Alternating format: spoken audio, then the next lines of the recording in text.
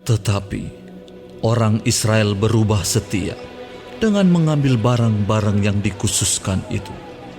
Karena Akhan bin Karmi bin Zabdi bin Zera dari suku Yehuda mengambil sesuatu dari barang-barang yang dikhususkan itu. Lalu bangkitlah murka Tuhan terhadap orang Israel.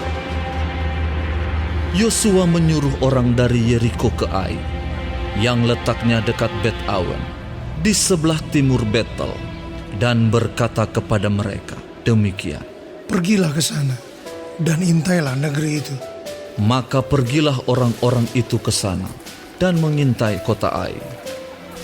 Kemudian kembalilah mereka kepada Yosua dan berkata kepadanya, "Tidak usah seluruh bangsa itu pergi.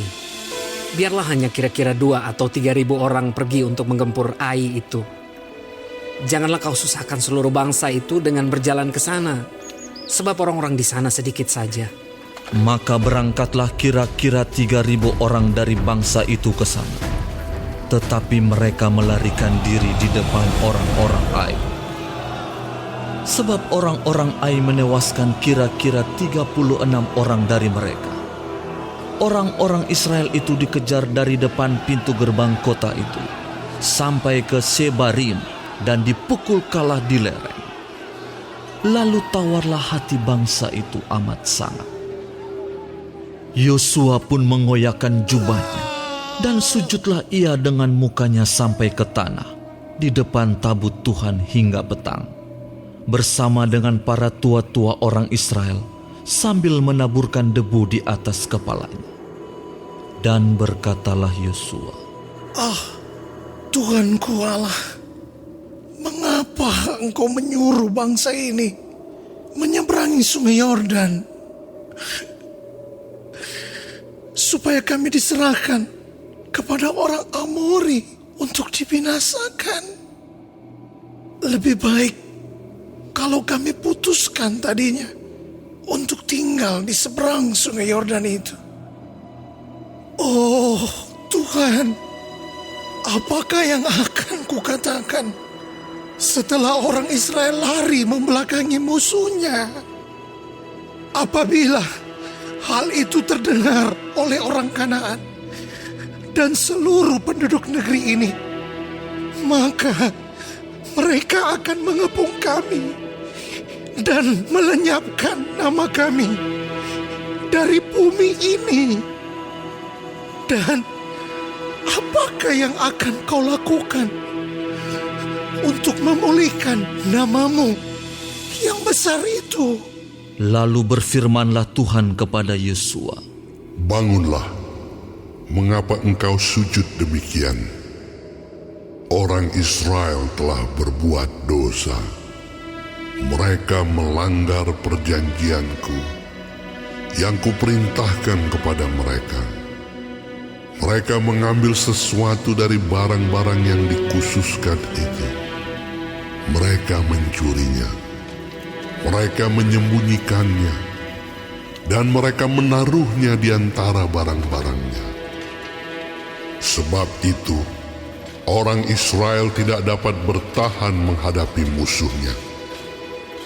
Mereka membelakangi musuhnya, sebab mereka itu pun dikhususkan untuk ditumpas. Aku tidak akan menyertai kamu lagi, jika barang-barang yang dikhususkan itu tidak kamu punahkan dari tengah-tengahmu. Bangunlah, kuduskanlah bangsa itu, dan katakan, kuduskanlah dirimu untuk esok hari. Sebab demikianlah firman Tuhan Allah Israel. Hai orang Israel, ada barang-barang yang dikhususkan di tengah-tengahmu. Kamu tidak akan dapat bertahan menghadapi musuhmu sebelum barang-barang yang dikhususkan itu kamu jauhkan dari tengah-tengah kamu. Besok pagi kamu harus tampil ke muka suku demi suku. Dan suku yang ditunjuk oleh Tuhan harus tampil ke muka kaum demi kaum. Dan kaum yang ditunjuk oleh Tuhan harus tampil ke muka keluarga demi keluarga, dan keluarga yang ditunjuk oleh Tuhan harus tampil ke muka seorang demi seorang. Dan siapa yang didapati menyimpan barang-barang yang dikhususkan itu akan dibakar dengan api. Ia dan segala sesuatu yang ada padanya, sebab ia telah melanggar perjanjian Tuhan dan berbuat noda di antara orang Israel. Keesokan harinya, bangunlah Yosua pagi-pagi, lalu menyuruh orang Israel tampil ke muka suku demi suku. Maka didapatilah suku Yehuda. Ketika disuruhnya tampil ke muka kaum-kaum Yehuda, maka didapatinya kaum Zerah. Ketika disuruhnya tampil ke muka kaum Zerah, seorang demi seorang, maka didapatilah Zabdi. Ketika disuruhnya keluarga orang itu tampil ke muka, seorang demi seorang, maka didapatilah Akan bin Karmi bin Zabdi bin Zerah dari suku Yehuda. Berkatalah Yosua kepada Akan, Anakku, hormatilah Tuhan, Allah Israel, dan mengakulah di hadapannya. Katakanlah kepadaku, apa yang kau perbuat, jangan sembunyikan kepadaku. Lalu Akan menjawab Yosua, katanya, Benar, akulah yang berbuat dosa terhadap Tuhan, Allah Israel. Sebab beginilah perbuatanku. Aku melihat di antara barang-barang jarahan itu jubah yang indah, buatan Sinear, dan 200 sikal perak, dan sebatang emas yang 50 sikal beratnya. Aku mengingininya, maka aku ambil. Semuanya itu disembunyikan di dalam kemahku, dalam tanah. Dan perak itu dibawa sekali. Lalu Yosua menyuruh orang segera pergi ke kemah itu. Dan sesungguhnya semuanya itu disembunyikan dalam kemah Akan, dan perak itu ada di bawah sekali.